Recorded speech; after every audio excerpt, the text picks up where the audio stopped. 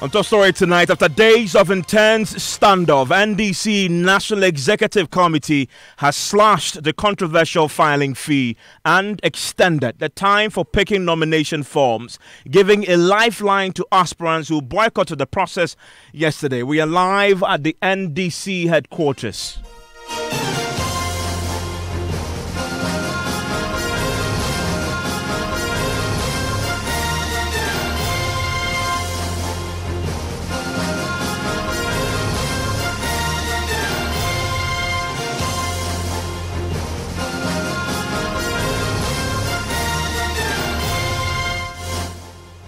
This is Top Story with Evans Mensah.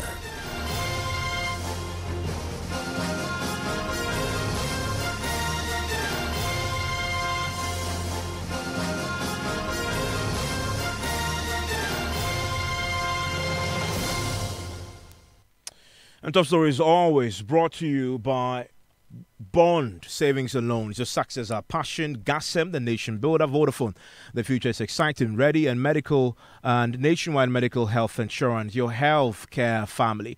Now, after days of intense standoff with the National Executive Committee on one side and a flag bearer hopefuls of the NDC on the other, well, tonight, after a marathon meeting between the National Council of Elders of the party and the National Executive Committee, well, the NEC has finally agreed to slash the controversial filing fee and also have extended the time for picking nomination forms. In fact, the meeting, aspects of the meeting are still underway right now, the party's headquarters. We understand that the Council of Elders and Executive Committee are seeking to also meet with the aspirants as well to formally communicate the decision to them and to try and reach some form of resolution, as there's been a lot of bad blood, really, in the last few days. We'll go to the NDC headquarters right now. Let's bring in my colleague, Komla Dome, who is there for us tonight. Komla, run us through the decisions, the decision taken tonight by the Council of Elders together with the NEC. Evans, well, we're learning that those decisions have been arrived at. One of them is to have a slash in the filing fee amount. So originally, the 400,000 filing fee has been slashed by some 100,000 cedis. So they're going to be paying 300,000 cedis. And also the timeline for the picking of the forms, we knew that was 3rd and 4th of December. Now it's been extended to December 8th.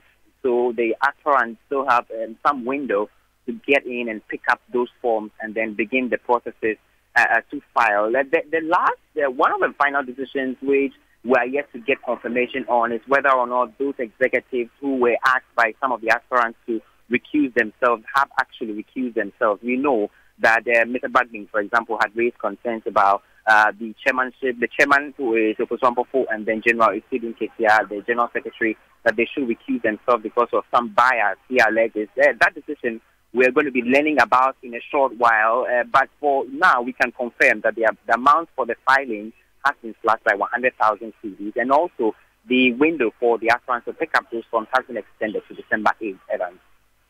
Okay, so those are the fundamental decisions. What about the call for some of the executives to step aside? Yes, on that particular one, the recommendation or the advice from the Council of Elders to the functional executive was for them to consider that particular call. And so the functional executive met with the national executive, and then that decision is yet to be made known to us. We are unable to tell at this point whether that decision for two of the executives and many others to step aside has been upheld by the FEC in conjunction with NEC. But we are learning that a decision on that particular matter, which was contained in a petition by some of the aspirants, has been taken. It's just the confirmation of that we are yet to have from here at the headquarters. Just run through the decision taken tonight. So the picking of nomination forms, which originally ended last night, at 5 p.m. last night, has been extended to the 8th of December. Primaries will now, instead of the 19th of January, will just there's a 7-day extension in essence that would now come off on the 26th of January, and the controversial 400,000 CD filing fee has been slashed to 300,000 cedis. However, Kamla, I understand there's still some other meetings happening still at the NDC headquarters? Yes, that's correct, Evan. So the national executives and then some members of FEC are still in that meeting. They are finalizing the decisions that have been taken all day. It's been a long day of one meeting after the other, and so that meeting currently happening between some executives, that's the functional executives and some of the national executives, will conclude and then make public the decisions that they have made all day, some of which we have brought to our listeners already, but some other decisions we are learning are going to be made by this particular meeting, which we are expecting to end in a couple of minutes, say 10 minutes, we are told, after which all the major talking points and sticking points from this primaries will be made known to the media. They are going to be issuing a statement in a short while, we understand, and so we are standing by for that, Evan. Do you have any of these aspirants show up at the headquarters yet? I have not seen any of the aspirants since I got here. I've been here for the last two and a half hours. I've not seen any of them here at the moment, but we understand earlier in the day one of them was here, and then the representative or Mr. Ekosugabra were here. We haven't got confirmation what exactly they came here to do earlier in the day, but the confirmation I can tell you is that I have not seen any of the aspirants here myself since I got here 2 hours, 30 minutes ago. Kamla, we'll return to you once the statement is out and also get the very latest on this other meeting that is happening. You stay with us as we return to you on this unfolding story at the NDC headquarters. Let's get reactions to what we are just hearing right now. Let's speak to MP for Keta. He's Richard Kwashiga. He is a leading member in the camp of one of the aspirants, Professor Joshua Alabi, and he joins us on the line right now. Mr. Kwashiga, thank you for your time here on Top Story. Thank you so much, Evans, and good evening to your audience. So your reaction to the decision that has just been taken by Council of Elders and the NEC? Yeah, thank you so much. I think that one would say that it's refreshing that some efforts are being made to address the concerns of some of the aspirants, and would hope that a meeting will be held with the aspirants by the Council of Elders for this to be officially communicated to them. I must say that I have also heard from the grapevine that some progress has been made. There are obviously other issues that were brought alongside before the Council of Elders. And we would hope that by the time the Council of Elders would have met with the aspirants, would have known the finality of the decisions of the Council of Elders. But for now, I must say that that is a demonstration that the NDC indeed is a party with very dignified persons who are full of wisdom to really adjudicate on matters that concerns the party. I think that moving forward, the NDC obviously will come out stronger than before when all these matters are addressed. It's a demonstration of the fact that indeed the party is a democratic party, and that when issues come up, no individual can veto it. There can't be room for autocratic moves by any small group of people. It also shows that indeed the NDC at the end of the day always comes on top, as a very solid front. And we are expecting that at the end of this matter, we'll see ourselves more united, stronger, moving forward with a greater degree of energy, maintaining the values that we hold dear into 2020 elections. Let's break it down, the decision we just had confirmation of from my reporter at the NDC headquarters. You're happy that the filing fee has been slashed by 100,000? Is that a substantial enough slash for you? Well, that is an effort. But from my perspective, as an individual, I would have expected it to come down to even 100,000.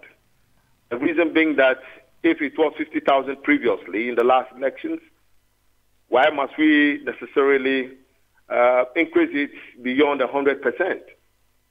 And I think that, I have not seen the details of the outcome of this meeting or the decision of the Council of Elders. But I'm sure that they will definitely invite the aspirants, and this matter will be given further clarity.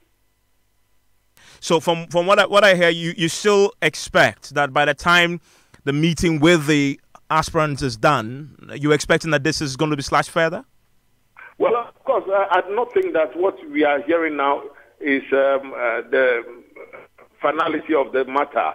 Of course, I would say that these reports we're hearing from me are still very speculative. The Council of Elders have not issued a statement to that effect, or they have not actually communicated that directly to the aspirants. And when that is done, then we know that indeed this is the final decision of the Council of Elders, especially when there are some other outstanding issues that have been deliberated upon. If I heard you well, I mean, your reporter did indicate that the meeting is still ongoing and other issues are being looked into. And so we will just have to wait for the details of it and the final decision. Then we will, be able to state our final position on that. But I think that it is a great effort. It's I respect our Council of Elders the more for this swift demonstration of action. I think that again shows how resolute our party, the NDC, is, and I believe that we all revere the members of the Council of Elders because they are all very, very distinguished and honorable people, and therefore whatever the outcome will be, everybody, will find space to really admit and accept what our elders will put out. But I believe that our elders will definitely, as always, do what is right and proper. I know one of the fundamental concerns that yourselves have had in the camp of Joshua Alabi and others have been the perceived bias on the part of some of the National Executive Committee members. In fact, in that statement that was sent to the Council of Elders, there was a call for some of these individuals to step aside. We understand that is part of the discussion still underway. What is your expectation as far as that is concerned? Well, thank you so much.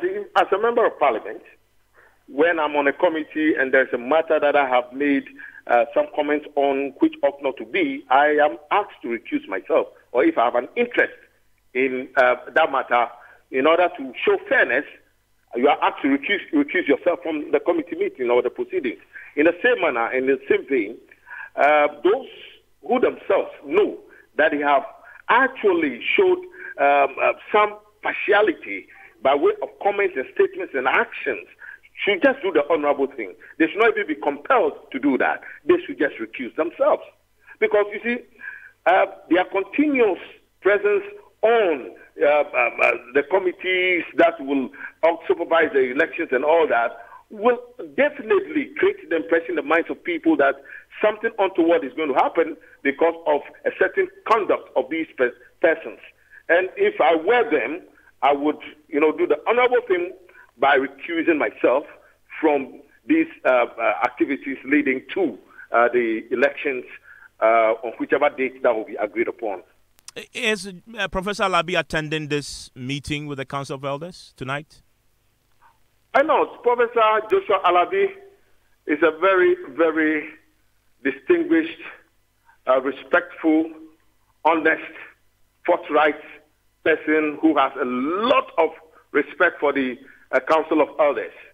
And if they invite him, why not? He definitely will be there. So the question of whether he will be there or not does not even arise. When the Council calls for his presence at any meeting, he definitely will be there. And he has always done that in the past. I'm grateful, Mr. Kwashiga, for joining us here on Top Story. By the way, as I've indicated already, there have been a lot of bad blood already before today's decisions. We're still waiting for a statement that will confirm all that, although we know from one our reporter tells us the briefings they've got, unofficial briefing, there have been some, far-reaching decisions taken already. Extension of the picking of forms to 8th of December. The primaries itself have been extended by 1 week to 26th of January. the 400,000 CD filing fee has been slashed to 300,000 CDs. And the party had warnings today from several of the aspirants that the possibility of them being sued, court actions were going to be slapped on them from a number of these aspirants. One of them is Dr. Ekospio Gabra, who today addressed a press conference and warned that even if he doesn't take the matter up in court, there are sympathizers of his who might. And even beyond the Council of Elders, there are sympathizers and other supporters who are also exploring other remedies, including what rights we may have through the legal and judicial system of Ghana. We have come a long way as a people since our independence, trying to maneuver through very difficult and challenging times in a global economy where Ghana is a very small player.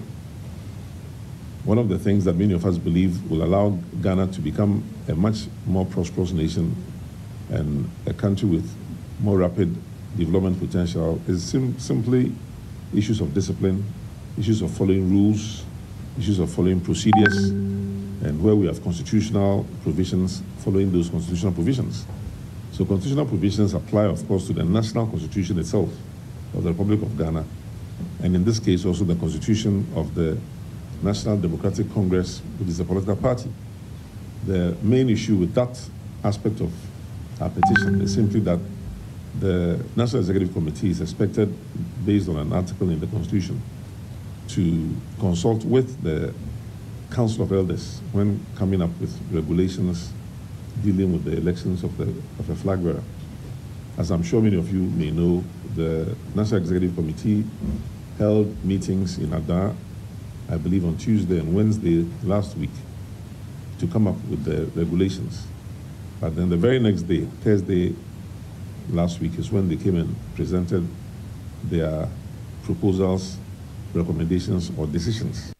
So their main concern there, and there's a legal point they've made since the beginning of this protest, that the NEC did not consult the Council of Elders. Well, it appears there's some resolution to this, and as you're hearing from the camp of Alabi already, they seem not to be entirely happy with the decisions taken just to slash the filing fee by 100,000. They believe that it should have gone all the way down to 100,000, to 100,000, not 300,000 CDs from 400,000. That's where we are with this, and we understand that the Council of Elders itself is able to meet with some of these aspirants. Let's bring in election watcher and analyst Benef Singh is on the line with me. We'll also be joined shortly by the communications director of Guzitano, is one of those also who had raised issues of a possible legal action shortly. Mr. F. Singh, thank you for your time.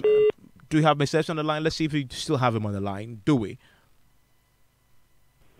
Hello, Mr. F.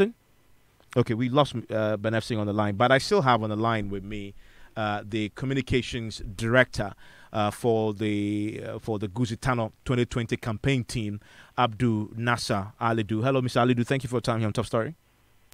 Hi, Ida. Thank you for having me. Great. So we've heard the decision from the meeting today, NEC and the Council of Elders. Has that filtered through to your campaign yet? So we've also heard it from unofficial sources. There hasn't been any official communication to us yet. And well, if it is true, that is progress made, and that's testament to the fact that it does pay to stick to your principles, and is a vindication of the position of the aspirants who filed this petition and follow through to ensure that the right thing is done. And from the briefing, unofficial briefing, my reporter currently at the NDC headquarters got, there is a slash of the 400,000 CDs by 100,000. That brings it down to 300,000. The date for the primary itself has been extended by a week, so it's now on the 26th of January. And the date for the picking of nomination forms, which ended 5 p.m. yesterday, has been extended to the 8th of December. Happy? Well, so there are a number of issues that we raised, and this obviously does address some of them. It doesn't necessarily address all the issues that are raised. So in terms of the issue with consultation, if they did consult with the Council of Elders, and of course that has been addressed. But the other legal issues that we raised has to do with parts of the guidelines exceeding the authority of the NEC. We also raised issues of bias, which also has not necessarily been addressed by the decision that we are told has been taken. So yes, there's been some concession, but not all the issues have been addressed. And hopefully, at the meeting with the aspirants who petitioned and the Council of Elders, there might be some discussions around this. And we don't actually even know if this is the whole decision that was taken, or there are other things that haven't actually come out yet. I'm grateful that you joined us. We still wait the official communication from the party. Let's bring in Mr. Efsing, who is back on the line. Mr. Efsing, thank you for your time here on Top Story. What's your own take on what appears to be some sort of a U-turn after the insistence and the some call the belligerence on the part of the National Executive Committee? It appears that they've agreed to back down a bit from that initial stance. Good for the party? Hello, Mr. Efson. Yes, hello. Is this decision that we're hearing about, that the decision to slash the filing fee, extend the picking of nominations, extend time for the primary, good for the NDC? Well, this is kind of what I expected. The 20,000 has stood. They wanted 100,000, is now 300,000. If you look in today's our issue, the total estimate is about 9.6 million. Others have been levied to pay. They wanted 6 weeks for endorsement of the forms, and even if I've been a candidate going round for 6 months, at least I will have 275 people, or even 10 regional people, and you bring the forms to be endorsed. That takes about 2 weeks. So it's been extended to the 26th. And I think that is fair. And I think that for that one, the issue of maybe bias, given the way the NDC, two big parties, NDC and MPP, it's going to be very difficult for the chairman, secretary, or whoever they think is biased, to be able to skew results from 280,000 voters or delegates who are going to pick. So I think that from where I stand as an observer and analyst, I think that is fair. But I just wonder, just looking at this date for the primary extended by 1 week, what difference that does 1 week? I know a day in politics is a long time, but in the bigger context of things, the aspirants were asking for it to be shifted to March. They just got 1 week extension. If you look at the amount, they're just being slashed by 100,000. We've heard Alabis come say, we expected it to come down all the way to 100,000. Evans, I think that for the 5 or 6 leading people, I don't think that anybody has spent less than 150,000 minimum. Obviously, people are sponsoring them.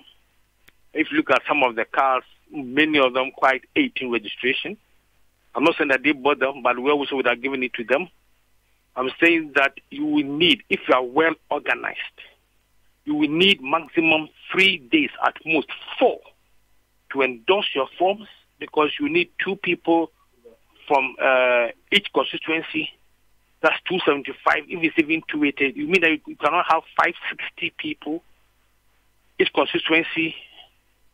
Just 2 people come in, just ask them, give them mobile money to come to Accra, or meet halfway. North, you come to Kumasi, endorse it. South, you come to Accra. You need maximum 4 days to endorse the forms. Why do we need 6 weeks after campaigning for 5 months? Evans. So the 1 week extension, I believe, is just as they say, Jara. Because if you cannot prepare within this time, we have for past 6 weeks. If you cannot prepare in 6 months, you need 6 weeks more to do what? So now we understand there's maybe a further meeting in the works with the aspirants themselves. And I guess it comes down to, it appears that something may have been broken in the last few days with the allegations of bias and favoritism. Even if these decisions that we're hearing have been taken is confirmed, it appears to me that something beyond just agreeing to make these minor changes will have to happen to promote unity within the NDC? Because already coming from the Congress, we all thought the major task for these new crop of executives will be uniting the party, and then this happens, which then deepens the perceptions of division. What do you think must happen now, even if they resolve this particular challenge that they've been talking about for the last few days? I think that politics is one of the endeavors, even that you must look at best practices. And I believe that the new patriotic party has set the tone in that aspect, trying to mend fences. In the aftermath of the 2008 division between the Nanado and Kufuor camps, they set up a conflict resolution committee, CRC, which along the line mediated between disagreements. Clearly, I foresee between now and 26 mass slinging among the aspirants for the flag bearership. You need to have a section, the committee of elders set up a 4 or 5 member committee to deal with these things. The campaigning has been acrimonious and it will increase among maybe the middle level of foot soldiers. We are coming to elect parliamentary candidates. We need people because the NDC lost about almost 15, 16 seats because of not being able to settle acrimony within the party primaries for parliamentary candidates. So they must take a leave from the NDC's MPP's leave and set this committee up. And that's the need to do. Even the tongue and the teeth, when they're in the mouth, they disagree, Ivan. I'm grateful that you joined us. That's Ben F. Singh, is the election watcher and analyst. You're still listening to Top Story here on Joy 99.7 FM. We'll return to the NDC headquarters when that meeting that is still underway is over and the formal communication is out. We'll bring that to you. Stay with us. But I thought you said your place was ransacked by thieves a short while